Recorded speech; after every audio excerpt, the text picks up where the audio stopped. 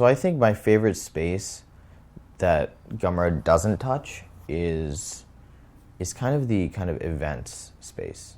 So not in terms of ticketing, but in terms of meeting up with friends and organizing, events. I just think that Facebook does a really poor job of it. Like their events on the web aren't that good, and on mobile are almost not present at all.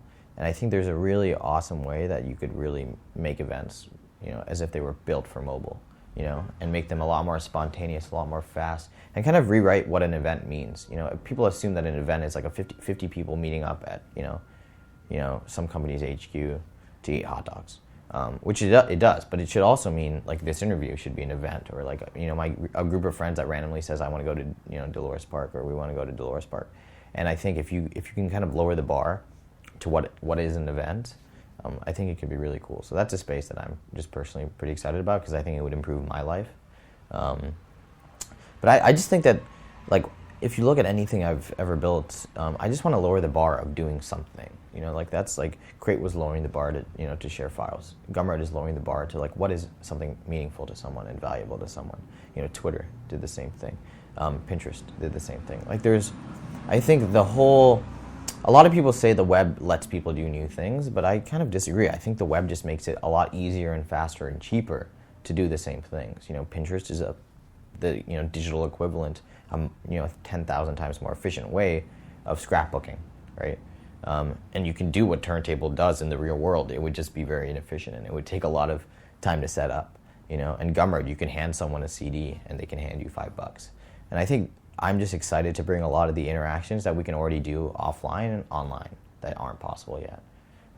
So that's what I try to focus on, and Gumroad just happens to be like the most exciting problem to me in that space. I definitely used to have a problem with being bored. I would work on something and kind of get the fun stuff out of the way, and then maintaining it just wasn't as fun. It was just incremental updates, which I never really wanted to incrementally update or make something slightly better. I wanted to like create new things. I wanted to basically invent stuff and create stuff and make stuff. I think the way I'm combating that problem, now is that I have, a company to run. So if I ever get bored of one part of the product, there's a million other parts of the product. Or if I get, if I spend a lot of time on the team and recruiting, I can focus on the company. And like, there's so many, I've been so used to just designing products, right? And I really want to see if I can design a team just as well, or design a company around the product and the team just as well. So I think that's the great thing about being a founder, especially in my position and with hopefully my skill set, is that I can switch contexts so easily without having to switch the actual product, that and company I'm working on. I don't have to leave my job or, start a new web app or iPhone app to get that fix. I don't know. I mean, I want to work on Gumroad for as long as I can. I think it's just such a cool thing to work on, and it just solves so many problems for so many different types of people with so many different types of use cases that I don't think I could ever get bored, at least not for a few years, maybe hopefully ever.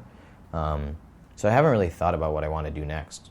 I'm just, hopefully I can transition from scaling a 5-person team to a 10-person team to a 20-person team. But really, I just want to build the best product ever.